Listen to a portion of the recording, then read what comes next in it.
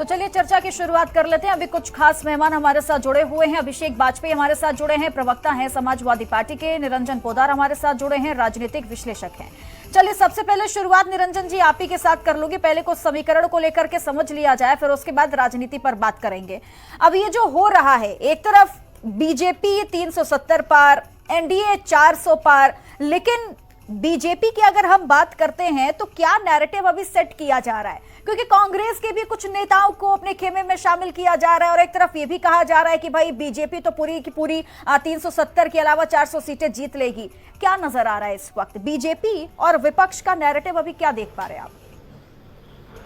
देखिए चित्रा जी, निश्चित रूप से जिस तरीके से भारतीय जनता पार्टी आत्मविश्वास और एक जिसको कहते हैं ऊर्जा और एक उत्साह के घोड़े के ऊपर इस समय दौड़ लगा रही है। और ऐसी स्थिति के अंदर आपको पता ही होगा, ऐसी स्थिति के अंदर जिसको हमारे यहाँ कहा जाता है कि चलती का नाम गाड़ी और खड़ी का नाम खटारा, यानी कि जब कोई गाड़ी चलती होती है तो सवारियां दौड़ दौड़ करके उसके अंदर बैठती हैं, लेकिन जो गाड़ी खटारा सी नजर आती है उससे बैठी हुई सवारियां भी उतर उतर करके और अपने गंतव्य के लिए अपनी दूसरी सवारी ढूंढना चालू कर देते हैं। कदाचित आज पक्ष और विपक्ष के अंदर आपको ऐसा ही कुछ मिश्रण देखने को मिलेगा कि जिस तरीके से कांग्रेस पार्टी छोड़ करके भारतीय जनता पार्टी में लोग दबादब आ रहे हैं, लेकिन यहाँ पे जिस विपक्ष अभी भी अपनी कमियों को समझ नहीं पा रहा। देखिए 3-4 चीजें हैं चित्रा जी इसके अंदर। आपको सबसे पहले तो ये देखनी पड़ेगी कि इनके रणनीतिकार कैसे।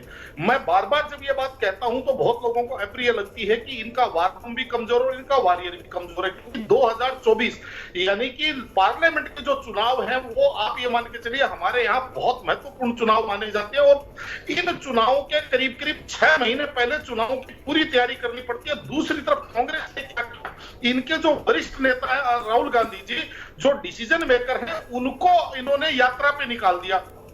और यात्रा जैसे इन्होंने पहले भारत जोड़ो यात्रा करी, वहां तक तो ठीक था, लेकिन अब चुनाव के मुहाने के ऊपर अगर ये यात्रा में चले गए हैं तो ना ये कोई निर्णायक क्षमता इनके पास बची।